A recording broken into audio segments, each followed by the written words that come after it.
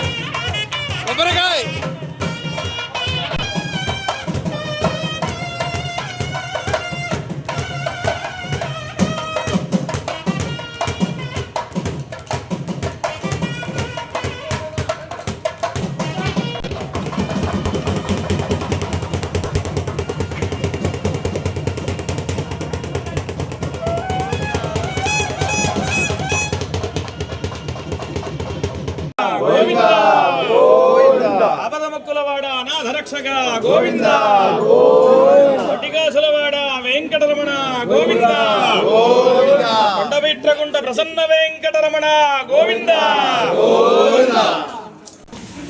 EO గారు వచ్చారన్నారు gate దగ్గర.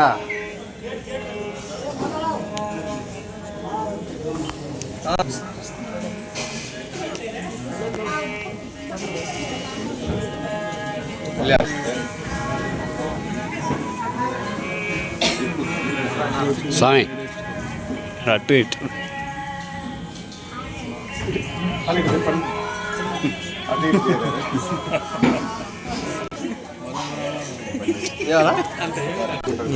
Back రండి చిన్న.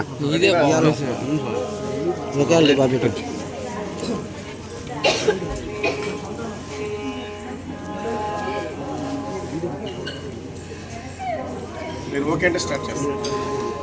Okay sir sir. ఓం నమో వెంకటేశాయ. మన బిలకొట క్షేత్రం శ్రీ ప్రసన్న వెంకటేశ్వర స్వామివారి సన్నిధిలో అంగరంగ వైభవంగా ఈరోజు రథసప్తమి వేడుకలు బాగా జరిగాయి. ఇదివరలో ఎప్పుడు కూడా ఈ రథసప్తమి వేడుకలు ఎప్పుడు లేవు. మన ఈవో గారి ప్రోత్సాహం మేరకు పోయిన సంవత్సరం ఒక రకంగా చేసుకుంటూ వచ్చాం. తిరిగి ఈ సంవత్సరం మళ్ళీ ఎలా చేయాలనే సమయంలో మన హైదరాబాద్ వాస్తవ్యులు శ్రీ కొండ్రాజు సుబ్బరాజు గారు, వారి ధర్మపతి శ్రీమతి వెంకటరమణమ్మ గారు, వారి పిల్లలు సురేంద్రరాజు గారు, శ్రీనివాసరాజు గారు మాకు సహకరించి బాగా చేద్దాం ఈ కార్యక్రమానికి సహకరించి ఈరోజు ఈ కార్యక్రమాన్ని ఉభయకర్తలుగా నిర్వర్తించారు. ఉదయం 5 గంటల నుంచి కార్యక్రమాలు ప్రారంభమై తిరువారాధనతో స్వామివారి అర్చన, మహానైవేద్యం, సూర్యప్రభ వాహనంలో ఉభయ దేవేరులతో స్వామివారు తిరుమాడ ఉత్సవం 5 సంపంగి ప్రదక్షిణాలు చేసి సూర్యారాధన చేసుకొని స్వామివారు ఇప్పుడే ఉత్సవం పూర్తి చేసుకున్నారు. అనంతరం మన దేవాలయంలో ఆదిత్య హృదయం గురించి తిరుమల తిరుపతి దేవస్థానం వేద పాఠశాల నుంచి వేద విజ్ఞాన పీఠం వారి నుంచి వేణుగోపాల కృష్ణమాచార్యులు గారు ఆదిత్య హృదయం గురించి చెప్పడానికి వేంచేసి ఉన్నారు. అనంతరం ప్రసాదాల వినియోగం. తదుపరి ఈరోజు సాయంత్రం 8 గంటలకు చంద్రప్రభ వాహనం మీద స్వామివారు మళ్ళీ తిరుమల ఉత్సవాలు జరపబడతాయి. ఎంతో ఘనంగా జరుగుతున్నాయి. ప్రజల భక్తుల ఉభయకర్తల ఆలయ స్టాఫ్ అందరి సహకారంతో జరుగుతున్నాయి. అందరికీ కృతజ్ఞతలు. ఓం నమో వెంకటేశాయ. మన ఈవో గారు మాట్లాడతారు. వెంకటేశాయ. ఈరోజు ఎంతో పవిత్రమైన దినం. ఎందుకంటే ఈరోజు రథసప్తమి రోజు సూర్యుడు ఉత్తర దిశగా ప్రయాణం కొనసాగిస్తారు. మన సాంప్రదాయంలో సూర్యవంశం చంద్రవంశానికి ప్రత్యేకలుగా 2 గొప్ప పురాణాలు ఉన్నాయి మనకి. చంద్రవంశపు రాజులు, సూర్యవంశపు రాజులు అనే విధంగా. అంటే మన సంస్కృతి అంతా సూర్యుడితో ముడిపడి ఉంది. మనం ఆయన ఆదిదేవుడిగా మనం ఆయన పూజిస్తాం. అట్లాంటి సూర్యుడు ఈరోజు ఆయన జన్మదినం. ఈరోజు రథసప్తమిగా మనందరం చాలా ఘనంగా జరుపుకుంటాం. ఆ రథసప్తమిని మన దేవస్థానంలో కూడా తిరుమలలాగా చేయాలనుకోవాలంటే 7 వాహనాలు కావాలి. ప్రస్తుతానికి సూర్యుడికి సంబంధించిన ఉత్సవం కాబట్టి ఉదయం సూర్యవాహనం, సాయంత్రం చంద్రవాహనంతో గత సంవత్సరం మొదలుపెట్టాము. ద్వితీయ విఘ్నం లేకుండా ఈ సంవత్సరం కూడా అదే విధంగా 2 వాహనాలతో జరపడం. వచ్చే సంవత్సరం శ్రీ వెంకటేశ్వర స్వామి వారి దయ వలన 7 వాహనాలు తీసుకొచ్చి వాళ్ళందరికీ కూడా దాతలు ముందుకొచ్చున్నారు. అదే తిరుమలలో విధంగా 7 వాహనాలతో ఇక్కడ తిరగాలని చెప్పి ఈ స్వామివారి ఆశీస్సులు మనందరికీ ఉండాలని చెప్పి నేను భావిస్తున్నాను. కాబట్టి ఇట్లాంటి కార్యక్రమాలన్నీ కూడా ముఖ్యంగా దేవస్థానంలో అందరి సహకారంతో జరుపుకుంటాం. ముందు కూడా ఇంకా మంచి కార్యక్రమాలు ఒక వైష్ణవ ఆగమం ప్రకారం ఏమేమి జరగాలో, వైఖానస ఆగమనం ప్రకారం ఒక వైష్ణవ దేవాలయంలో ఏ విధంగా జరగాలో వాటన్నిటిని కూడా మన ప్రణాళికలు యూపర్ సత్య గారి చొరవ వలన, వారి యొక్క కోరిక వలన ఇవన్నీ కూడా నిర్విఘ్నంగా మొదలుపెట్టి జరుపుకోగలుగుతూ ఉన్నాము. కాబట్టి ఏదైనా మొదలుపెట్టినప్పుడు ఇదిగా దేవస్థలాగా చిన్నవి ఉంటాయి.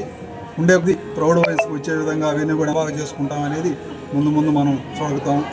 కాబట్టి ప్రతి ఒక్కదాన్ని ముందు ప్రారంభించుకుంటే అవన్నీ కూడా జరుగుతూ ఉంటాయి.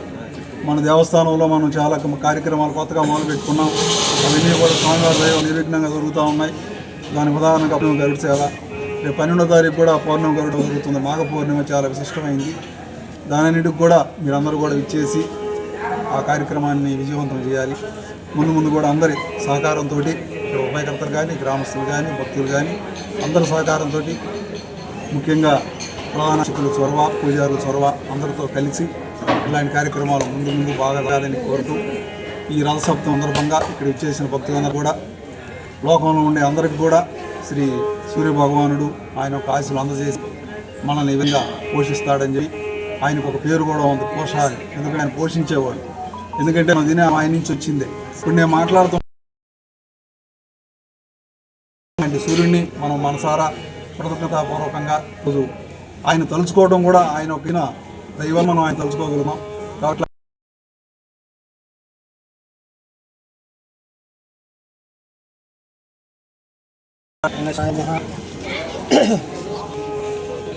నేను యువకు ఉండబెట్టుకుంటా వాస్తవ్యులకు, పూజారులకు అందరికీ నా నమస్కారం.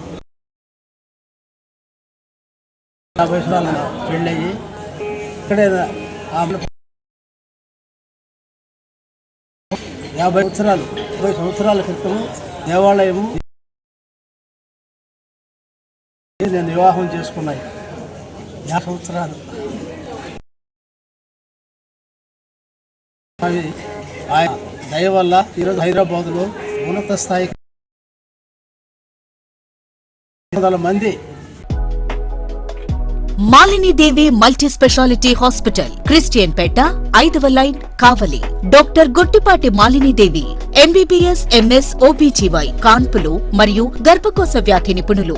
మాలినీదేవి మల్టీ స్పెషాలిటీ హాస్పిటల్ నందు అందించు వైద్య సేవలు: సాధారణ కాన్పులు, సిజేరియన్లు, లాప్రోస్కోపిక్ ద్వారా గర్భసంచికి సంబంధించిన ఆపరేషన్లు, ట్యూబెక్టమీ, పిల్లలు లేకుండా operation, high risk pregnancy, ectopic pregnancy మరియు గర్భసంచి నీటి బుడగలు, గర్భసంచి జారిన ఆపరేషన్లు, రొమ్ముగడ్డలకు చికిత్స, నెలసరి ఇబ్బందులకు చికిత్స, మెనోపాజ్ సమస్యలకు చికిత్స చేయబడును. స్త్రీలకు సంబంధించిన అన్ని సమస్యలకు చికిత్స చేయబడును. పిల్లలు లేని వారికి ప్రత్యేక చికిత్స కలదు.